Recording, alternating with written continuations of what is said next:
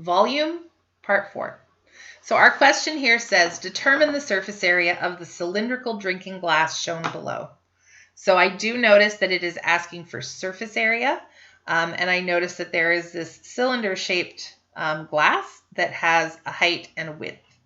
So if I take a look at my formula sheet, I can try to match the diagram and see if I can label on all the relevant dimensions. So I notice that a cylinder has a radius and a height. So on my picture, the height would definitely be this part here, the 15 centimeters.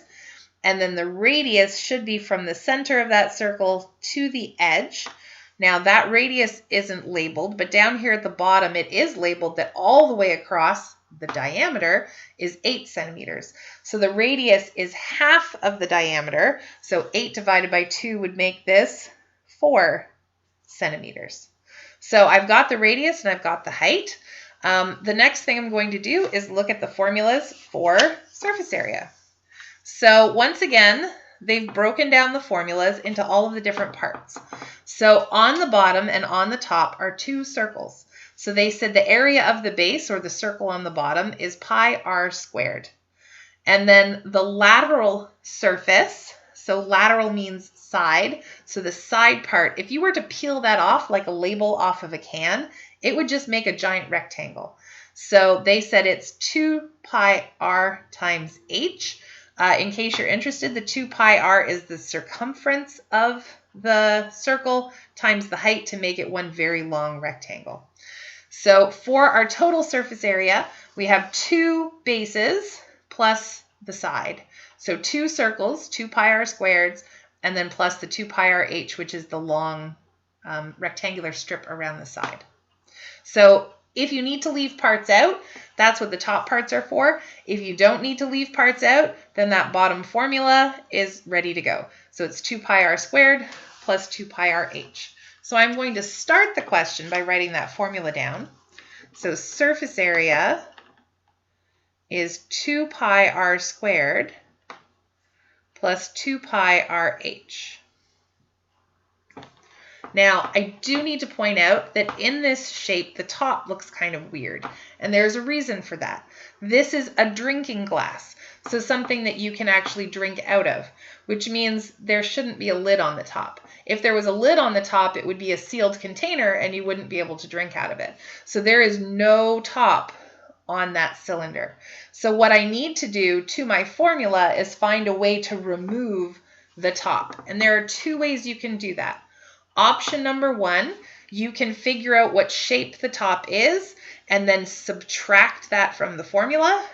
Option number 2, we can try to modify the formula that was given to us. So if I come back here again, the circle on the top is part of this part here, the 2 pi r squared, because it's the 2 bases. It's the circle on the bottom and the circle on the top. So if I only wanted one circle on the bottom so that the liquid doesn't fall out, but I don't want the circle on the top, instead of having 2 pi r squareds, I'd want to take out that 2 and just do 1 pi r squared on the bottom. So here in my formula, I'm going to get rid of that 2 and just do 1 pi r squared. So 1 circle on the bottom and then plus the side. But you could have done, and I'll write it at the top here, you could have done surface area is 2 pi r squared plus 2 pi r h, and then subtract out the part of the shape you don't want. So I don't want the circle on the top, so that's pi r squared. So I would subtract out, why does my pi look so weird, pi r squared, which would be 1 circle, right? And then 2 pi r squared minus 1 pi r squared leaves you with just 1 pi r squared. So you can either modify the formula that you have, or you can subtract out what's missing. So I'm going to try taking the information from this question, subbing it into the formula, and then calculating. So my surface area is 1. I don't really need to write the 1, but I'm going to do it for now. Pi, and then times r squared. So r is 4. Squared means we do it twice. And then I have 2 pi r, which is 4, and then h, which is 15.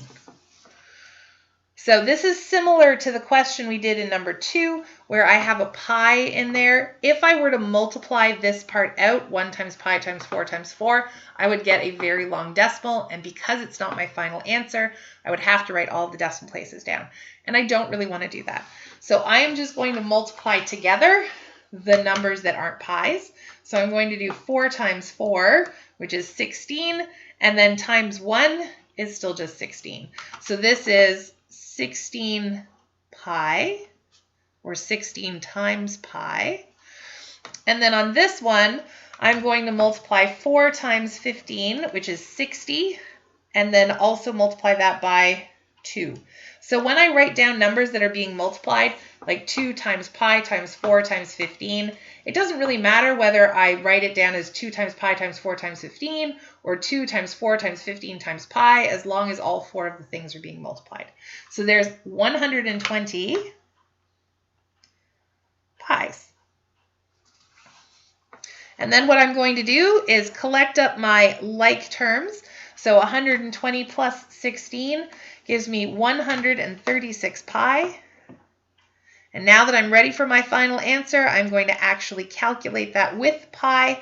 Like I said before, the reason I didn't earlier is because I didn't want to have to write all the decimal places down. So I'm going to multiply that by pi. If you don't have a pi button, please use 3.14159. So I've got 0.25. The next digit is a 6. That's going to round this up to 26. So 427.26. So 427.26 centimeters, and its area, so squared. So I'm going to say, therefore, the surface area is